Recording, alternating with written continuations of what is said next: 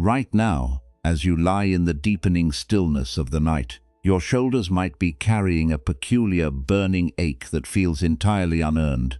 It is that tight, heavy knot located right between your shoulder blades, a physical anchor for a weariness that ordinary sleep never seems to fix.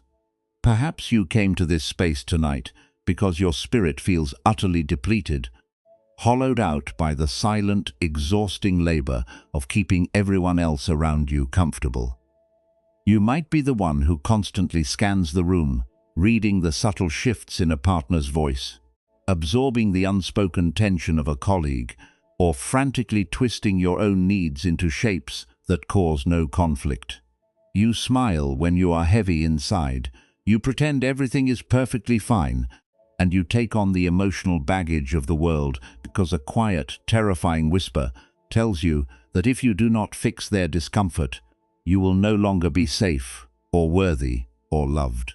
You have spent so long being the cushion for everyone else's sharp edges that you have forgotten what it feels like to simply occupy your own skin without apology. Let your body sink slowly into the deep, welcoming support of your mattress, allowing the bed to take over the heavy task of holding you up. The room around you is softly dimming now, the frantic, loud demands of the daylight hours dissolving into the quiet corners of the night. Feel the gentle, reassuring weight of your blanket as it settles across your chest, creating a protective, soft boundary between your heart and the endless noise of the world outside. Through the window, a pale, quiet sliver of autumn moonlight catches the edge of the floorboards, completely unmoving, asking nothing from the dark space it illuminates. The distant sounds of the evening are beginning to grow faint, turning into a low, harmless murmur that gradually drifts away into the background. As you rest your head against the pillow, notice the cool night air as it brushes against your forehead, carrying away the lingering friction of everything you had to manage today. With each slow, natural breath, invite your body to soften, letting go of the need to maintain a perfect, pleasant exterior in the dark. Dear friend, right now, please let these words settle deeply into your mind. You are not broken. What you are feeling tonight is not a failure of your boundaries, nor is it a sign that you are weak. This crushing exhaustion, this constant habit of absorbing the emotional debris of others, is not a structural defect. It is a survival strategy that your kind heart constructed when the world felt too volatile to trust. It was an act of protection. But tonight, we are not going to force your mind to become perfectly silent, and we are not going to demand that you suddenly become aggressively detached from the people you care about. Fighting your own empathy only creates a harder wall. Tonight, you do not have to solve your whole life, and you do not have to fix a single relationship before you are permitted to rest. You are entirely safe enough right now to soften, to let your guard drop, and to remember that nothing is required of you in this quiet room. The mind does not find authentic peace because it successfully manages the comfort of everyone around us. It finds peace when it realizes that absorbing another person's storm does not save them from the rain, it only drowns our own wick. We often believe that people-pleasing is an act of pure, selfless generosity, a noble sacrifice that keeps our relationships safe. But this constant emotional shielding holds a profound, exhausting paradox. It is like a traveler walking down a long, dusty mountain trade road, carrying a beautiful hand-woven basket made of green willow wood. Because the traveler is terrified of conflict or of being seen as unhelpful and cold, they stop for every stranger they meet. When a stranger complains of their heavy, jagged stones, their wet, muddy rags, or their bitter debris, the traveler says nothing. Instead, they open their own basket and allow the stranger to drop the heavy weight inside. Over time, because the traveler cannot say no, the willow basket becomes so overloaded with unearned stones that the green reeds begin to split and splinter under the friction. The handles cut deep into the traveler's palms, and their spine bends under a crushing, foreign burden that was never theirs to carry. They become completely paralyzed by the weight. Unable to take another step forward, yet they feel an intense, toxic wave of guilt at the mere thought of tipping the basket over and setting the stones down on the earth. Have you felt this overloaded willow basket inside your own body tonight? Have you been walking through your life, carrying the bad moods, the unearned anger, and the chaotic anxieties of the people around you, believing that your exhaustion is the price you must pay to keep the peace, only to find that the carrying itself is what is breaking your spirit from the inside out? If it feels right, take a slow, unhurried breath in through your nose.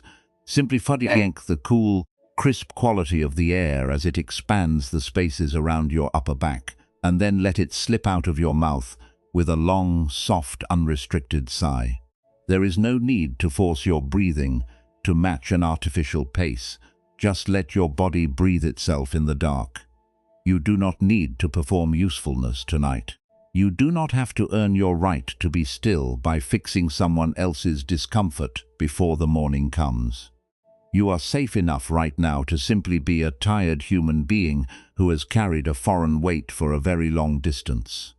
One of the great, liberating insights of the Buddha was the understanding that true compassion does not mean emotional entanglement, and it does not require you to destroy your own peace to prove your love. The Buddha pointed out that our minds often confuse genuine kindness with a desperate form of clinging and attachment to approval that insists I must make everyone happy or I am not safe. When someone we care about is suffering, or when they project their frustration onto us, that is the first pain of living. It is like a passing wind moving through the valley, temporary and shifting. But when we believe it is our personal responsibility to absorb that frustration, when we twist ourselves into knots, trying to fix their mood and blame ourselves for their unhappiness, we are striking ourselves with a second arrow. The burning tightness between your shoulder blades, the feeling of emotional depletion, the silent resentment that grows when you are constantly giving while receiving nothing. This is the second arrow. We wound ourselves by keeping the willow basket open to every stranger's debris, forgetting that our soul was meant to be a clean, open window, not a dumping ground for the world's unresolved storms. In a moment, this story will show us something even quieter about the nature of this hidden burden.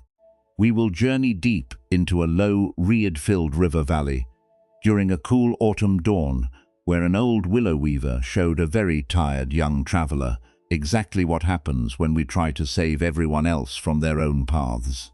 But before we walk down that misty valley road, let your jaw loosen slightly.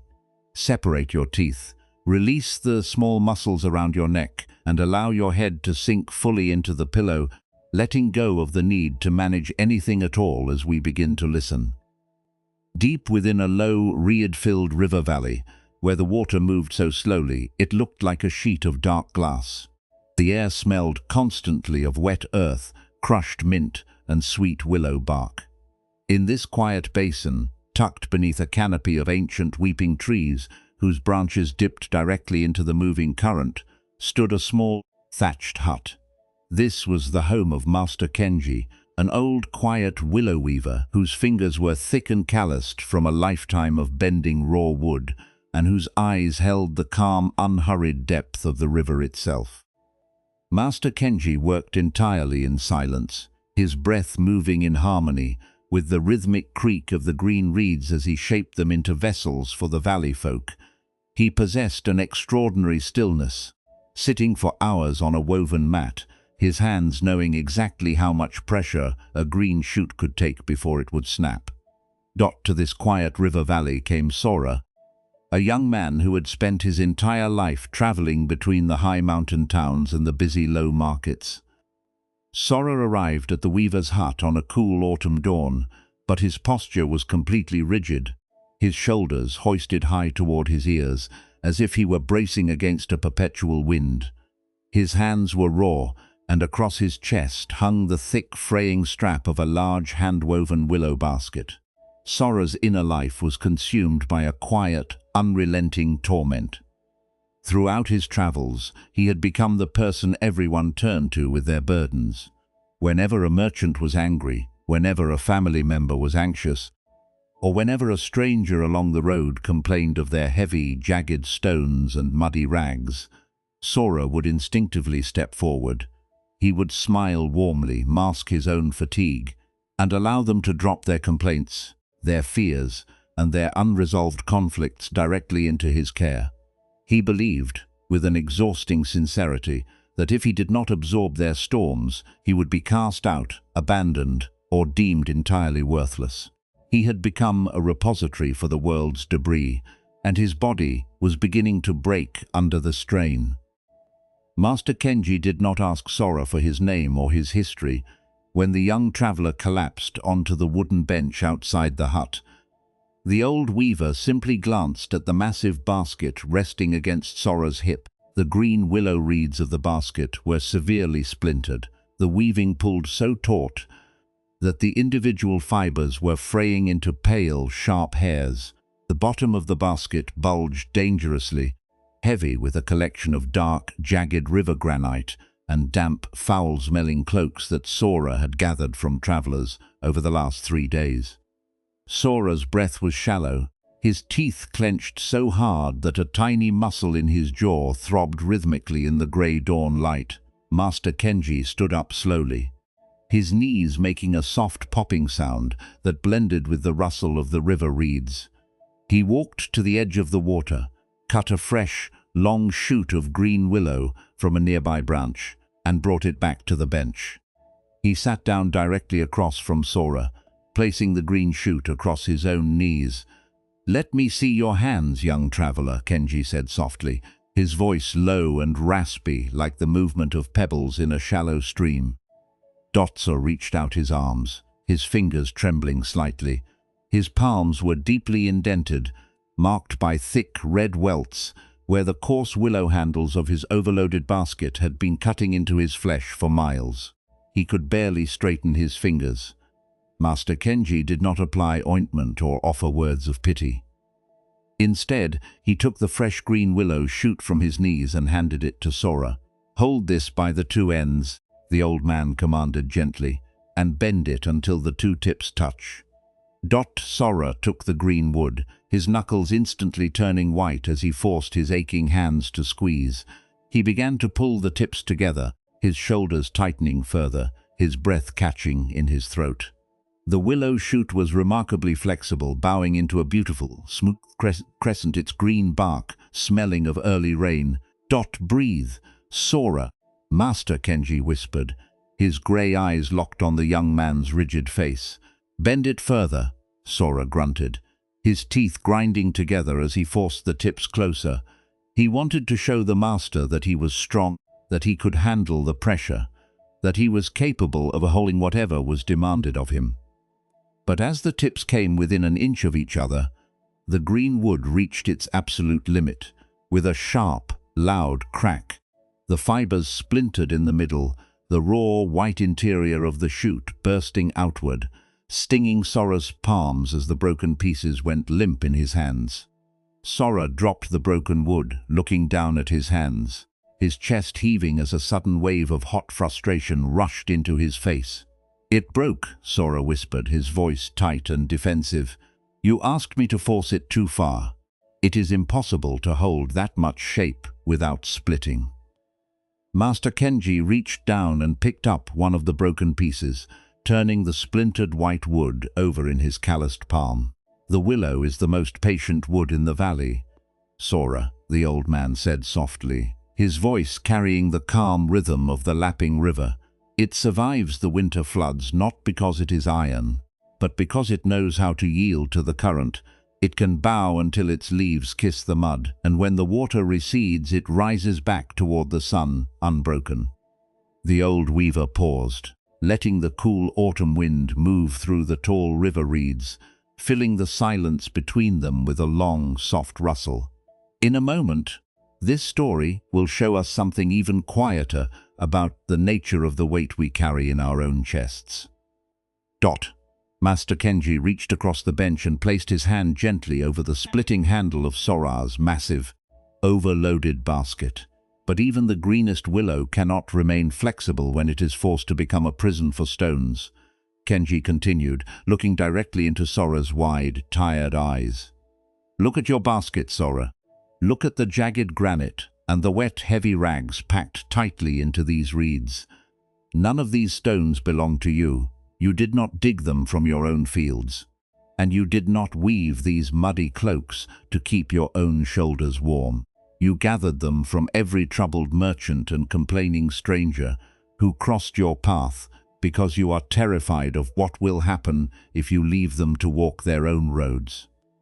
Sora felt a sudden, sharp ache flaring right between his shoulder blades, the exact spot where the tight knot of his tension had been burning for years. You think your exhaustion is a sign of your goodness, Sora, Master Kenji whispered, his hand remaining steady on the splintered wood. You believe that by destroying your own basket to carry their rocks, you are saving them from their own pain. But look at what you have actually done. You have made yourself so heavy that you can no longer walk your own path. And the people who threw their stones into your basket, they walked away light and uncorrected, never learning how to carry their own weight, while you sit here on my bench, splintered and breaking in the dark. A deep, trembling stillness fell over the riverbank, heavier than the mist that hung above the water. Sora stared down at the bulged, distorted shape of his willow basket. He looked at the red welts on his palms, then felt the suffocating tightness that had turned his chest into a cage. For the first time in his life, he saw his habit of people-pleasing not as a beautiful sacrifice, but as a slow, unconscious violence against his own spirit. He had been so terrified of being seen as cold or unhelpful that he had turned his own life into a garbage cart for the world's unresolved moods. A small crack formed in his iron reserve, a sensation of immense heaviness that wanted to drop, yet his fingers remained frozen around the strap, terrified of the emptiness that would follow if he let the weight fall. Master Kenji stood up and gently tipped the willow basket slightly to the side, causing one large rough piece of black river granite to roll out onto the damp grass with a dull thud. He did not force Sora to empty the rest, nor did he lecture him on how to change his life tomorrow. He simply left the basket leaning against the young man's knee, its broken reeds exposed to the clean, cool morning air. Leave the basket open to the wind today, Sora, the old man said quietly as he walked back toward the river. The reeds have been strained for too long. Let the valley remind you what it feels like to breathe before you pick up another man's mountain. Let your own awareness settle into the quiet rhythm of that riverbank for a moment, letting the imagery of the green, splintered willow sink down into your own tired shoulders. Feel the specific unearned weight you have been holding between your shoulder blades all day long, the moods of others, the fears of disapproval, the silent judgments you have absorbed just to keep the room calm. There is no need to empty your whole basket right now. You can simply let it rest against the earth beneath you, allowing your hands to become soft as we continue. This story is not telling us to stop feeling, nor is it asking us to become cold, detached, or unfeeling like a heavy stone buried deep in the freezing river silt. It is not an invitation to turn away from the people who need us, or to live a life of hard, cynical indifference. Buddhist wisdom does not seek to transform your beautiful, empathetic heart into an unyielding fortress where no one is allowed to enter. Instead, it is showing us something much quieter, a profound and elegant way of being present for others that does not require you to destroy your own spirit in order to prove your devotion. When we look closely at Sora's long exhaustion along the mountain roads, we begin to see that his true suffering did not live in the simple reality that other travelers were having a difficult day. The merchants were anxious because of the markets. The families were struggling with their own private winters. The strangers were tired from the steepness of the trail. These emotions were simply passing currents of human experience, fluid and temporary, like the morning mist rising off the river reeds. The real, crushing suffering began the exact moment Sora's mind decided that their discomfort was a crisis he was personally obligated to resolve. It was the unconscious, desperate grip within his own thoughts that insisted he must absorb their storms into his own wood, believing that if he left them to carry their own weight, he would be exposed as unhelpful, selfish, or entirely unworthy of love. In our own lives, we often fall into this exact same trap without ever realizing the immense cost to our well-being. We mistake the exhausting strain of emotional over-responsibility for authentic kindness. We tell ourselves that because we care deeply, we must become the buffer for everyone else's sharp edges. When a partner walks into the room carrying a heavy, silent cloud of irritation, or when a family member projects their anxiety onto us, our chest tightens instantly. We perceive their negative mood as a direct threat to our safety. The mind panics and immediately begins to build a bridge of people-pleasing, trying to soothe them, fix them, or adjust our own behavior to return them to a state of calm. We believe that if we just hold ourselves rigidly enough, if we absorb enough of their jagged stones into our own baskets, we can keep our world safe and secure.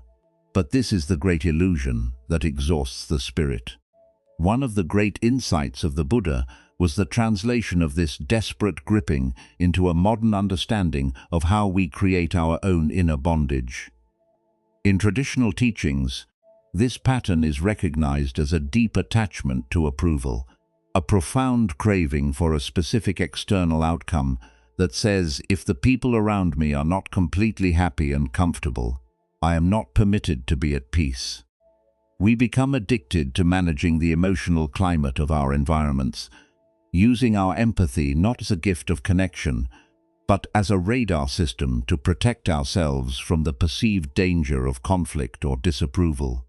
We treat other people's temporary moods as permanent definitions of our own value, forgetting that their internal weather belongs entirely to them, not to us. When we look at this mechanism through the lens of emotional language, mindfulness simply becomes the sacred ability to see a heavy thought or another person's dark mood rise in the air without immediately expanding your willow basket to catch it. It is the capacity to notice the tension in the room, to feel the cold draft of someone else's frustration, and to say to your own heart, I see this storm, but I do not have to become this storm. Awareness is the vast, quiet space that can observe a shadow passing over the river without believing the river itself has turned permanently black. It allows you to see that another person's anger or disappointment is an event happening near you, not a verdict about you. Slowly, the teaching becomes personal. Think of how this invisible mechanism is operating within your own body right now, as you lie in the quiet darkness of this bedroom. How many jagged stones from today's interactions are you still holding tightly inside the weave of your shoulders? Whose unearned anxiety did you carry home with you in the dark? Perhaps it was the critical tone of a supervisor's message, or the heavy, manipulative silence of someone whose approval you have been chasing for years. Notice how your mind continues to replay those moments, analyzing their expressions, trying to invent ways to fix their disposition tomorrow, or punishing yourself for not saying the perfect thing to keep them calm. Notice that the physical room you are in is completely silent and safe, yet your body is still burning with the friction of a conflict that does not belong to you. Buddhist wisdom reminds us of the beautiful truth of impermanence, the understanding that every human emotion is a passing, fluid wave that has a natural cycle of rising, peaking, and dissolving back into nothingness. Other people's bad moods, judgments, and inner turmoils are like the autumn floods that rush through Master Kenji's valley. They are temporary conditions of a changing mind. When you rush forward to save someone from their own negative emotion, when you try to absorb their frustration so they don't have to feel it, you are actually interfering with their natural cycle of growth. You are treating their pain as a permanent catastrophe that you must fix, rather than a passing winter that they must learn to navigate on their own 2 feet. The Buddha illuminated this truth by showing us that we constantly add a second wound to the first. The first pain is simply what life brings to our doorstep. The reality that people we love will sometimes be unhappy, ungrateful, angry, or cold. That is an inescapable part of being alive in a world filled with soft, imperfect human beings.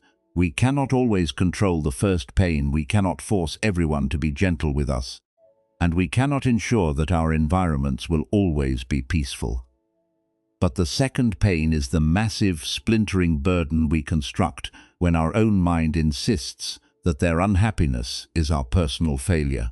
The burning ache between your shoulder blades, the profound emotional depletion you feel tonight, the quiet, poisonous resentment that grows when you are constantly sacrificing your own peace for their comfort.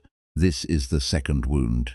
We inflict it upon ourselves every time we open our basket to an unearned stone, believing that toxic empathy is the same thing as love. True compassion does not require you to dismantle your own basket to prove your kindness.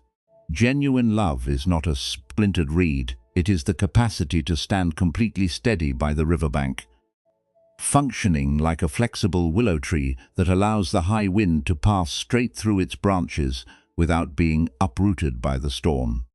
You can care deeply about a person's struggle without gripping their path so tightly that you drown your own vitality. You can offer them a soft, open hand of support, but you must leave them the dignity of carrying their own weight, knowing that their life lessons are the very things required to dry their own clay.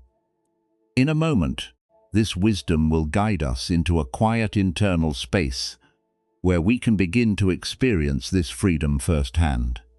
We will learn how to practice the art of setting down the unearned stones right here in the dark without any pressure to become perfectly detached overnight.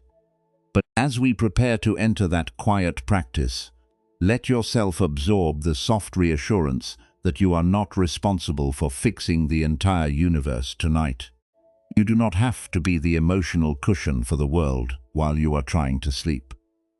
Let the demands of the day remain outside the window, completely loose and unmanaged, as your breath begins to slow down, returning your mind to its natural, spacious home.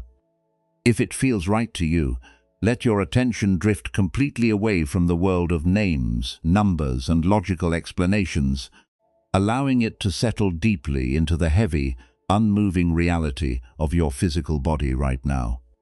You might find it comfortable to rest one of your hands gently upon the center of your chest, right over the space behind your breastbone, where that tight, hot knot has been residing all day long. Or perhaps it feels more supportive to leave your arms entirely loose at your sides, your fingers uncurled, your palms turned slightly upward in a soft gesture of absolute non-doing. There is no correct or incorrect way to hold your frame in this moment. You do not need to sit up in a rigid, cross-legged posture, and you do not need to mimic the flawless stillness of a stone statue. No one is watching you. No one is evaluating your progress, and there is no standard of spiritual success you are required to achieve tonight. Even if your mind is still producing small, anxious whispers, or if your chest still feels like it is locked behind a pane of frozen glass, you are completely welcome here, exactly as you are. Even the simple act of noticing the tension inside, without trying to violently smash it with your willpower, is a profound and beautiful form of awareness. Take a slow, unhurried breath in through your nose, simply noticing the cool, crisp quality of the night air as it travels down across the back of your throat and begins to expand the spaces around your lungs. And when you are ready, let that breath slip away through your lips with a long, soft, unrestricted sigh, letting your abdomen drop and your chest loosen into the mattress. There is no need to force this breath to be deeper or longer than it naturally wants to be. Just watch it happen. Observe how your body already knows exactly how to breathe itself, expanding and contracting in a quiet, timeless rhythm that has supported you through every difficult hour of your life, without you ever having to give it a single command. For just a few minutes tonight, you can resign from your position as the absolute guardian of your destiny. You can step down from the exhausting task of managing your survival and let the earth beneath your bed take over the full burden of holding your weight. Perhaps you can bring your awareness up to the tiny, delicate muscles that live around the corners of your eyes and across your forehead. If you notice a lingering warmth there, or a tight knot of concentration born from hours of trying to analyze your problems, imagine a cool, dark shadow gently passing over your face, soothing the skin and carrying away the friction of the daylight world. Now, let that soft release travel downward into your jaw. So many of our hidden griefs, our unshed tears, and our ancient self-protections find a home in the way we press our teeth together when we are trying to appear strong for other people. If it feels right, let your teeth separate just a fraction of an inch. Allow your tongue to drop away from the roof of your mouth, and let your lower jaw hang loose, heavy, and completely unhinged. Feel how that single, small pocket of physical softening begins to send a quiet wave of ease down the sides of your neck, releasing the tight cords that have been bracing your head against the world all day long. As you lie here in the dim, protective sanctuary of your quiet room, let your mind bring forward just one specific thought, memory, or flat emotional pattern that has been repeatedly asking for your attention tonight. You do not need to go digging for the absolute largest or most terrifying trauma in your history. Simply look at whatever quiet shadow is currently lingering at the very surface of your awareness. It might be a recent disappointment, a feeling of being left out, or a heavy, nameless numbness that makes you feel entirely disconnected from the people around you. Do not try to push this pattern away. Do not try to fix it, and do not judge yourself for carrying it. We are not here to wage a war against your defenses, or to force your heart to split open before it is ready. Instead, in the quiet, spacious theater of your imagination, let yourself look at this specific emotional weight through the lens of our story. See it not as a permanent defect in your soul, but as that dense, overloaded basket of green willow wood resting right against your shoulder blades. Sense the physical quality of this object. It is packed tightly with the heavy, jagged stones of other people's bad moods, their unearned anxieties, and the muddy debris of conflicts that never belonged to you. For years you have kept this basket open, believing that by absorbing their storms, you were buying your own safety and proving your worth. But look at the cost of this holding. Feel how the splintering reeds are cutting into your skin, and how the foreign weight is keeping your upper back in a state of permanent, burning exhaustion. Without any rush, and without forcing any sudden emotional breakthrough, imagine yourself gently unhitching the thick, fraying strap of this basket from your chest. You are not trying to destroy the basket, and you are not trying to harm the people who gave you those stones. You are simply placing the basket flat upon the cool, damp grass of the riverbank beneath you. With a slow, mindful movement of your awareness, imagine yourself gently tipping the basket over onto its side. Watch what happens when you stop gripping the handles. One by one, the heavy pieces of river granite begin to roll out of the splitting reeds, tumbling harmlessly back onto the dark earth where they belong. The muddy cloaks slide away, and the green willow wood begins to relax, its strained fibers sighing as the unearned weight leaves its frame. The earth is wide enough and strong enough to receive these stones without judging them, and without requiring you to carry them anymore.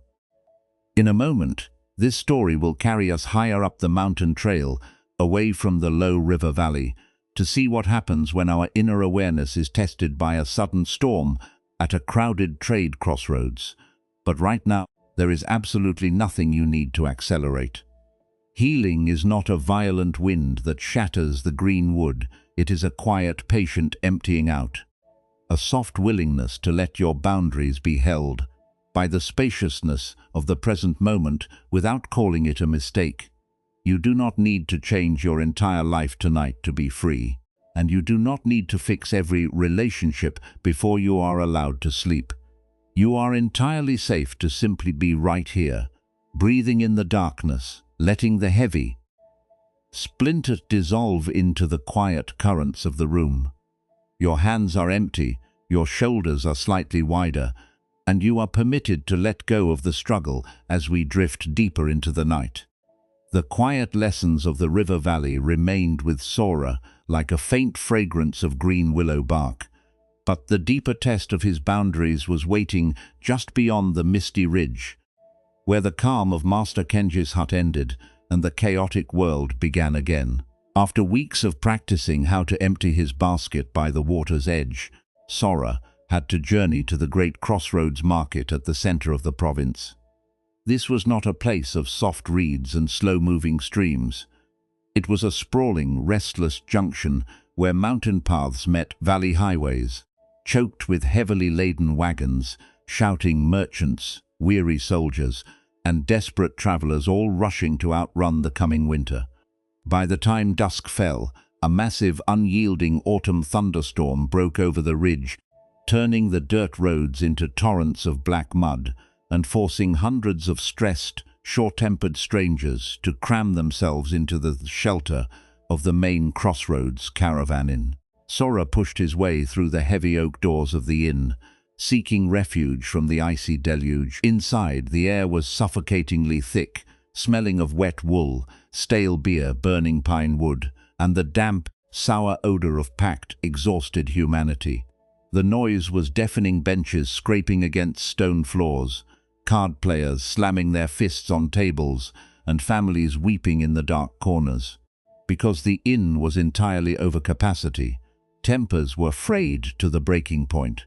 Near the hearth, two wealthy silk merchants were screaming at an old wagon driver, blaming him fiercely for a broken axle that had delayed their precious cargo in the rain. The driver was shaking with rage and shame, his voice cracking as he tried to defend himself against their cruel insults. The moment Sora stepped into this dense cloud of human conflict, his old conditioned reflex flared up with a terrifying, violent intensity. The knot between his shoulder blades burned like a hot coal. His heart began to hammer against his ribs, and his stomach twisted into a cold, tight ball of panic. Even though he carried no physical basket tonight, his mind instantly expanded an invisible, internal net to catch every ounce of the rage vibrating through the room.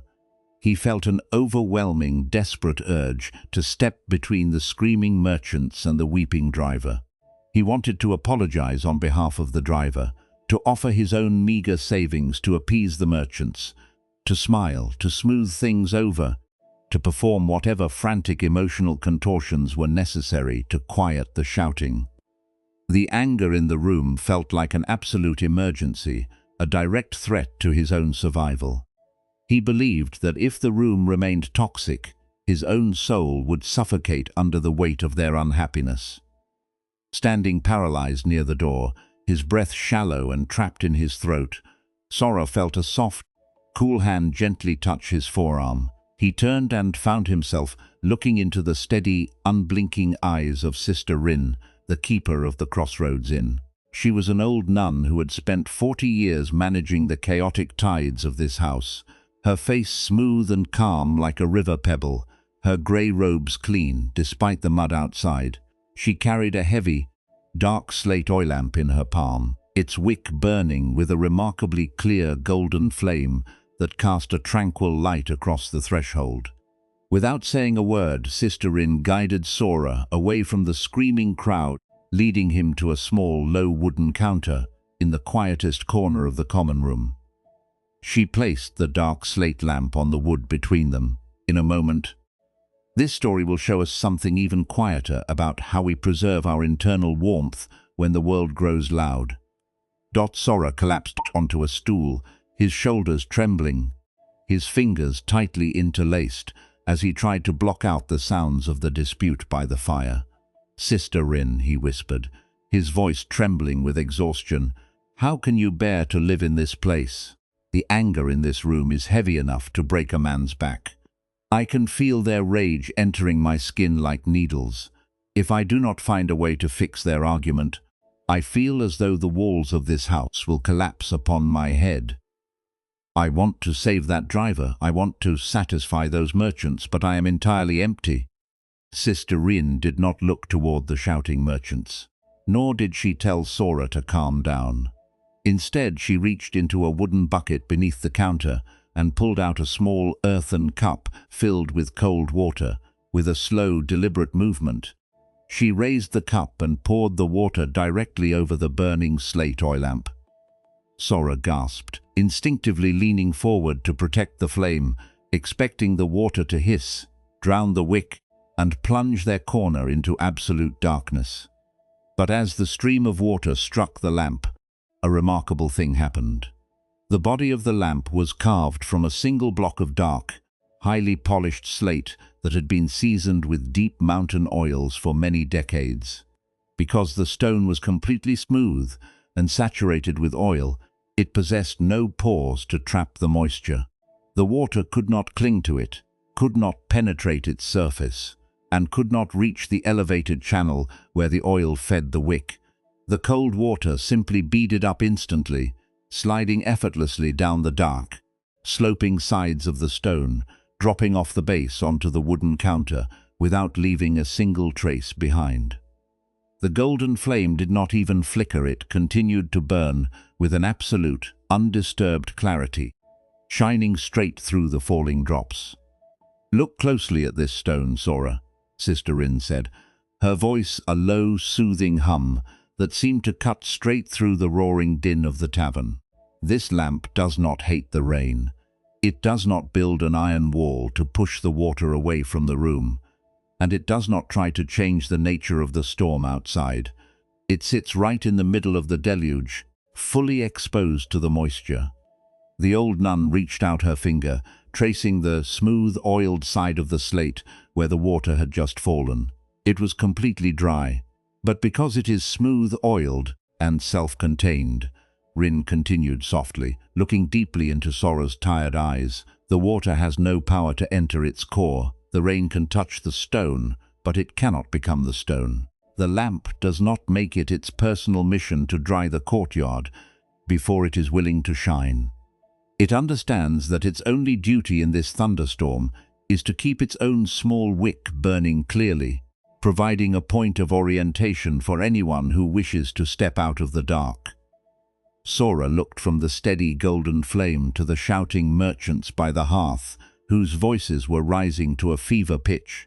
A sudden, profound realization began to dawn within his chest, a feeling of vastness that made the tight knot between his shoulder blades loosen by a fraction of an inch. "You have spent your entire life operating like an unseasoned, porous piece of clay wood," Sora Sister Rin whispered, her hand resting warmly beside the lamp.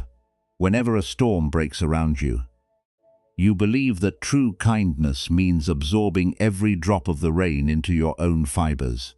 You open your heart and allow their anger, their judgments, and their unearned frustrations to soak deep into your marrow until you are so waterlogged and heavy that your own light is completely extinguished. You think that by letting their storms drown your wick, you are helping them. But look around you. Your drowning does not make them dry. The merchants are still angry, the driver is still shaking, and you are breaking yourself to hold a sky that was never yours to carry." Sora let out a long, shuddering breath, his chest rising and falling in a deeper, slower rhythm for the first time since entering the inn. He felt the immense temptation of his old habit, the voice that screamed that he must be the savior of the room to be safe. But as he looked at the dark slate lamp, he chose to make one small, subtle shift in his awareness. He did not step into the argument, and he did not try to force the merchants to be quiet.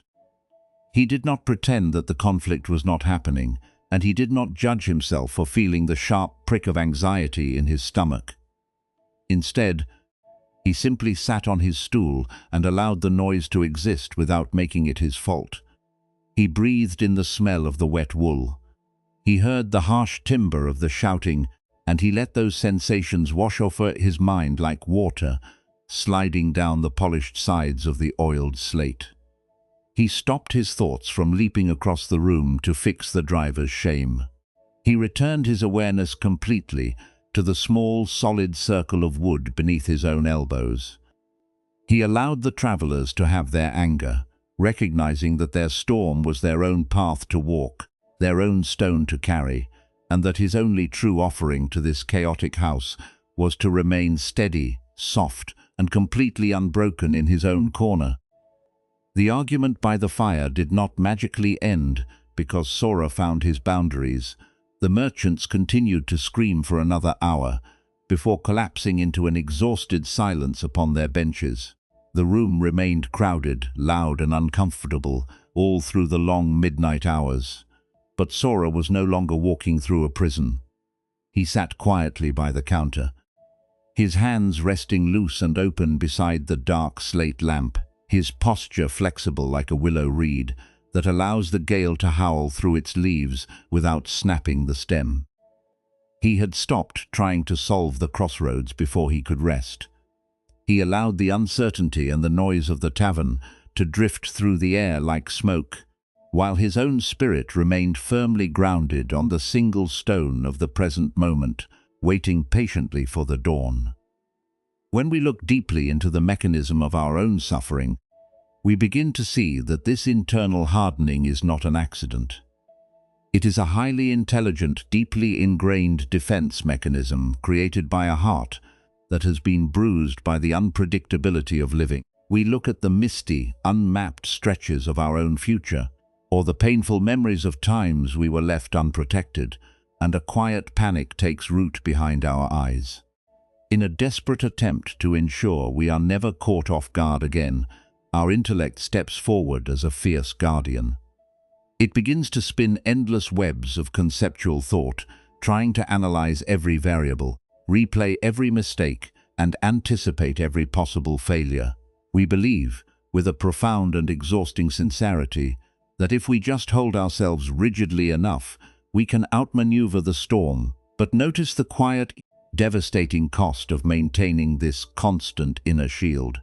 Have you ever noticed that the more hours you spend trying to mentally secure your life, the more fragile and exhausted you feel underneath? The mind constantly whispers that if we just worry a little longer, if we criticize our own shortcomings a little more sharply, we will finally arrive at a place where we are safe enough to relax. We begin to use self-judgment and shame as tools for self-improvement. We reprimand ourselves for feeling anxious. We scold our hearts for being sensitive, and we try to punish our vulnerabilities out of existence, hoping that a harder, colder version of ourselves will somehow be immune to pain.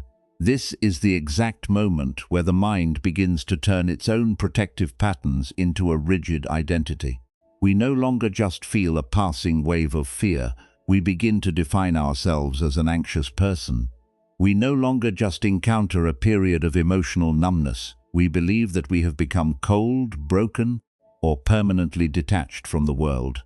We wrap this heavy armor around our chests so tightly that it changes the way we breathe, turning every inhalation into a shallow, restricted struggle. We become terrified of what we would be if we simply laid down our weapons, unbolted the gate, and allowed ourselves to exist without an active defense system. We mistake the burning, exhausting friction of our own hypervigilance for the vital spark of life itself. One of the great, liberating insights of the Buddha was the clear separation between the natural events of life and our internal resistance to them. He illuminated the truth that our experience is made of two entirely different layers. The first layer consists of the inescapable realities of being a soft, living creature in a vast and changing universe. The sudden endings, the physical fatigue, the unexpected clouds that roll over the ridge, and the simple fact that we cannot control how other people think or act. This is the first pain. It is a natural condition of existence, fluid and temporary, like the midsummer rain falling through the plum trees. The second layer is what our own mind constructs around that reality. It is the invisible wall of resistance that insists this should not be happening. It is the internal freeze that demands the world must be entirely certain and safe before we are willing to let our guard down. It is the voice of self-blame that tells us our suffering is a personal failure, or that we must fix our entire history before we are worthy of peace. This second layer is what turns a passing moment of difficulty into a chronic state of suffering. We cannot always prevent the first pain, we cannot banish the fog from the mountain trail, and we cannot force life to be entirely gentle with us. But Buddhist wisdom reminds us that we can learn to stop feeding the second pain. We can stop slamming the heavy iron deadbolt shut against our own experience. Slowly, the teaching becomes personal.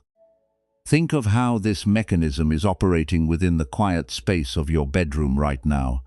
The first layer may simply be the reality that your body is tired, but your eyes are still awake in the dark. That is a neutral, physical condition of the present moment. But notice how quickly the second layer arrives: the mental calculations of how many hours remain before morning, the frustration with your brain for refusing to slow down, and the anxious rehearsal of how exhausted you will feel tomorrow. Notice that the quiet darkness of the room is not what is causing your chest to tighten.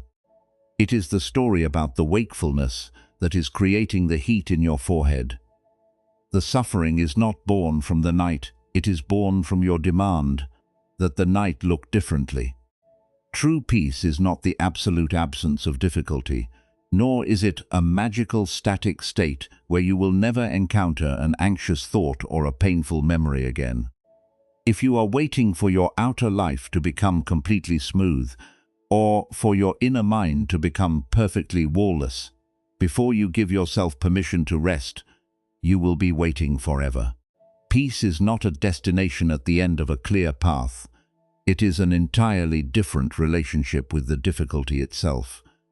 It is the capacity to stand completely still on the single stone beneath your feet, knowing that the fog is thick and the trail is unmapped, while saying to your own heart, "I do not know what is coming next, and I do not need to know. I am solid right here." What happens when you stop treating every defensive thought as an absolute command? What happens when a wave of self-protection arises in your chest, and instead of reinforcing the wall, you simply look at it with a soft, spacious awareness? In that single moment of recognition, the iron begins to warm.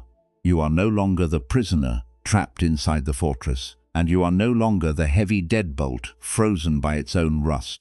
You become the vast, hollow space of the reed that allows the water and the sediment to pass through without being broken by the current. You become the quiet observer of the fear, and because you are the space that holds the fear can no longer consume your identity. You do not have to cure your hypervigilance tonight. The intense desire to fix your overthinking is often just another subtle form of control, another way of telling yourself that who you are in this moment is inadequate. Let your mind be as loud or as complicated as it wants to be for a few moments. Let the anxious thoughts circle like distant winds outside the orchard, but let your body drop completely beneath them. Let your awareness settle deep into the low, heavy rhythm of your belly, far below the noisy, frantic traffic of your intellect. In a moment, this wisdom will come even closer to the specific choices you face when you open your eyes tomorrow morning.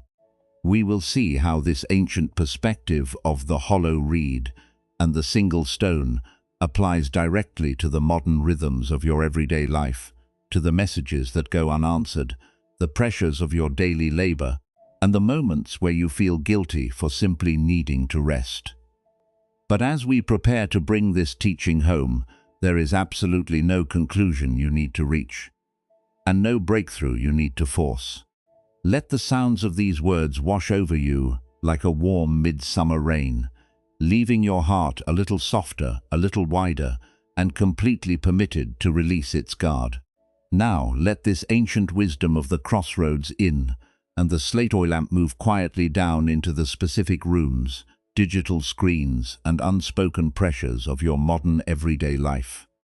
The overloaded willow basket and the unglazed clay tray are not mere images from an ancient valley. They are the exact emotional forces moving within your chest.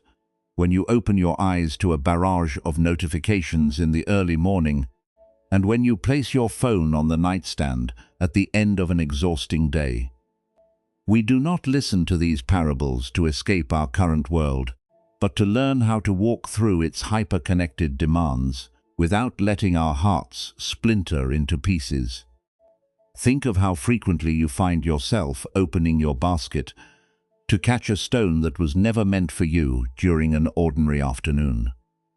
Perhaps it happens when you are sitting at your desk, surrounded by the bright hum of computers and the sharp voices of your environment. You receive a piece of news, or perhaps a message from a family member or coworker, that brings a sudden, heavy ache to your chest, a quiet crisis, a boundary crossed, or an unspoken wave of irritation. Your natural instinct as an empathetic person is to instantly expand your internal space to fix it. Before you have even processed the information, your shoulders tighten, your jaw locks, and you begin to mentally rearrange your entire day to absorb their discomfort. You smile, you pretend everything is fine, and you take on their anxious timeline because you are terrified of what will happen if you leave them to experience their own frustration. You tell yourself you are being helpful, but inside, you have simply allowed another person's storm to soak deep into your green wood, turning your own vitality into a heavy, waterlogged burden. Maybe you recognize this rigid tightening when you are waiting for a communication that never seems to arrive. You send a text or a message that exposes a small piece of your genuine heart, and then the waiting begins. The minutes turn into hours, and the silence from the other side begins to feel like a heavy, suffocating fog. Your mind instantly begins to spin catastrophic stories to protect you from the pain of conflict or disapproval. It replays your words, analyzing every syllable, judging your choice to be open, and mapping out 100 scenarios where you have done something wrong. You check your phone every few minutes, looking for a sign of reassurance, demanding that a single digital notification act as an emergency key to unlock your lungs. But notice the paradox. The reassurance you seek from the outside cannot stabilize the unglazed clay inside your chest. Even if the text arrives, the relief is only a brief pause before your mind finds the next uncertainty to guard against. You are standing on a solid stone, but your thoughts are trying to conquer a mile of unseen path. Have you felt this deep exhaustion when you lie awake at midnight, looking at the dark ceiling, feeling a profound and aching guilt for simply needing to rest?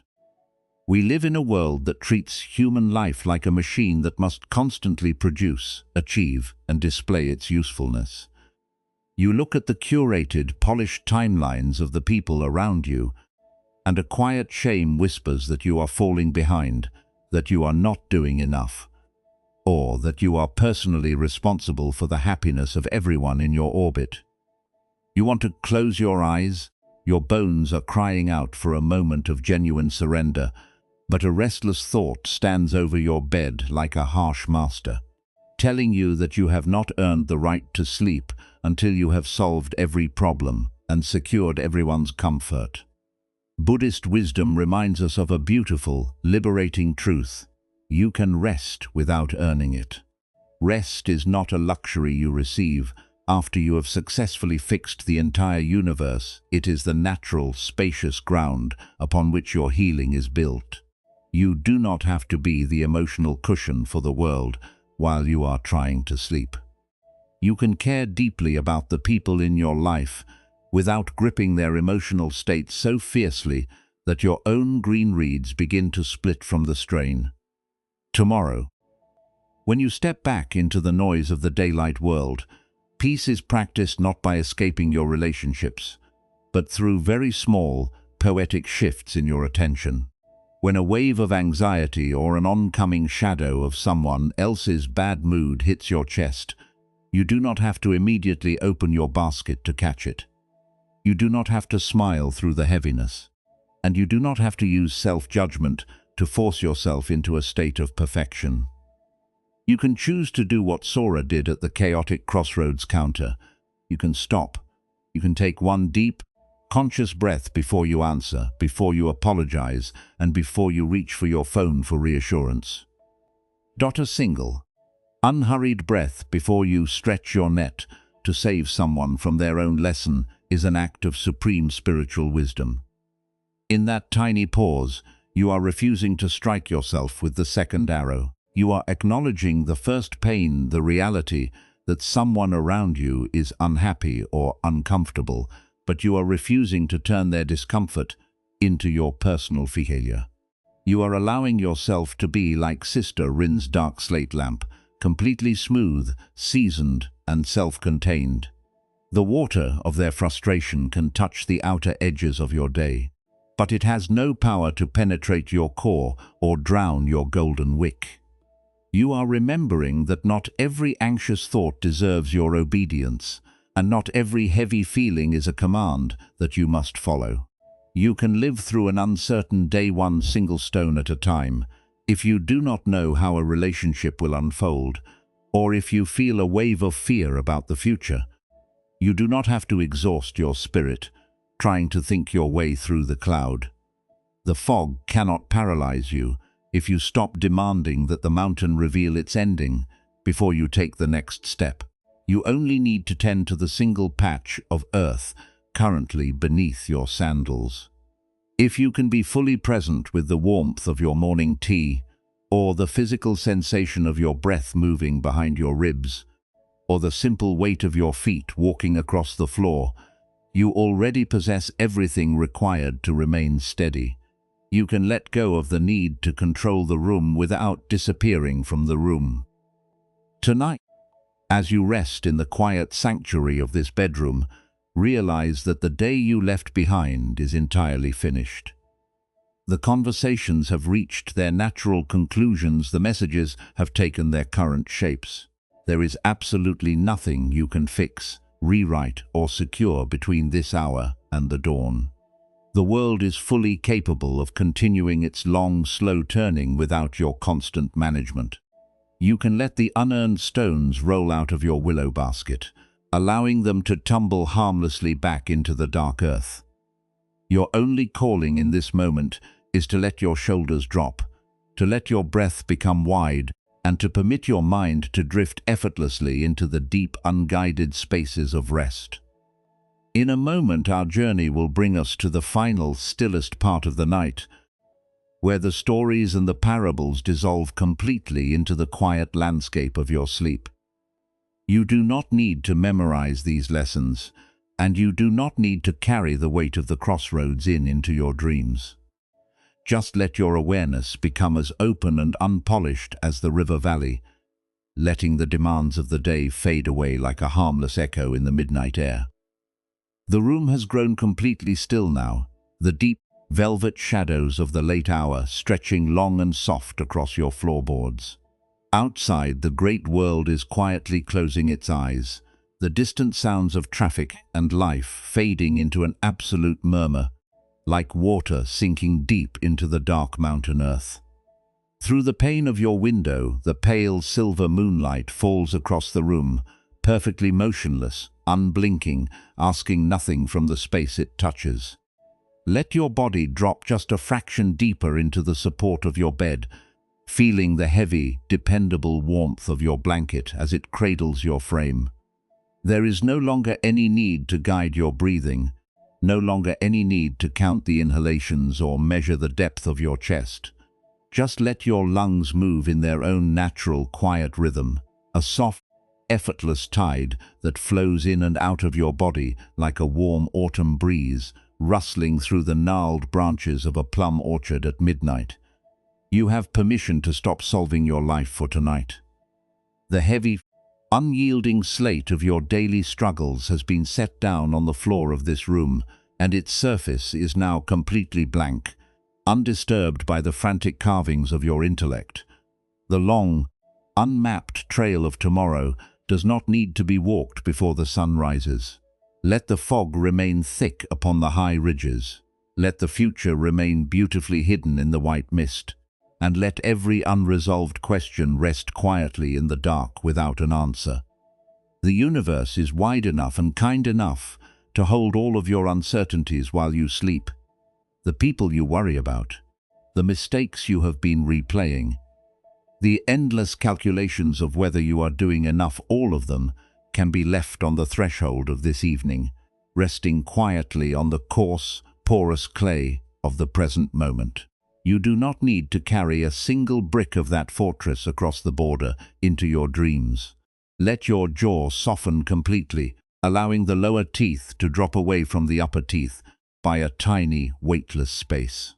Release the tight, invisible cords at the corners of your mouth and behind your ears, letting the deep, accumulated friction of the day melt away into the pillow. Let the skin across your forehead uncoil, becoming smooth, wide and entirely spacious, like a dark, unprinted parchment resting in a quiet temple room. There are no roles you must perform tonight, no expectations you must fulfill, and no self-criticisms you must endure before you are considered worthy of peace. Your hands are entirely empty now. Your fingers are uncurled, loose and warm against the sheets, no longer gripping the heavy tools of your labor, no longer straining to hold back the hidden rivers of your heart. The old fire has gone quiet, and the night is simply vast, cool, and infinitely safe. The wisdom we have explored is no longer a set of words or a lesson to be analyzed. It has become a physical sensation of warmth spreading outward from the center of your chest. It is the feeling of a heavy, frozen weight finally turning into soft, breathable air. In the hidden spaces behind your breastbone, that dense, overloaded basket of green willow wood is no longer strained by unearned weight.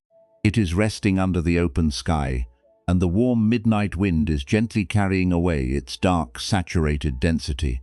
Watch as the heavy pieces of river granite begin to turn into tiny flakes of weightless, silver-gray ash. The ash does not fight the current. It does not try to maintain a rigid shape. It simply surrenders its form to the dark air, floating upward, drifting harmlessly over the plum trees, returning to the vast expanse of the mountain without a single trace of resistance. What was once a crushing burden has become as light as a sigh. You are returning home tonight to the quiet, spacious awareness that has been waiting for you all along beneath the noisy traffic of your thoughts. This awareness does not panic when the clouds roll in, it does not feel behind, and it does not use shame to protect itself from the world. It is simply the silent, unroofed courtyard that holds the fog, the rain, the moonlight, and the slow, rhythmic beating of your heart. You can rest deeply within this sanctuary. You can let your identity dissolve into this stillness. You do not need to fix your numbness or force your heart to heal before you are permitted to close your eyes. The very vulnerability you were terrified would destroy you is the fluid path that is currently carrying you into a deep, unguarded rest. As the cadence of this voice grows slower and more distant, matching the heavy, hypnotic architecture of your natural sleep, let the remaining images fade away like morning mist over a quiet river. You do not need to remember the valley hut, the dark slate lamp, or the steps of the trail. Just let yourself float down into the dark, nurturing waters of sleep, trusting that your spirit knows exactly how to restore its own warmth when you finally stop guarding your heart against the sky. The room is quiet, the blanket is soft, and the silence is absolute. There is nothing left for you to manage. There is nowhere else you are required to go. You are safe enough right now to let go of the last thread of control, allowing yourself to sink into the weightless, untroubled dark. And if the deep, healing boundary you have been trying to build against the world was never an iron wall to keep people out, but the quiet willingness to let the rain touch your stone without ever drowning your flame.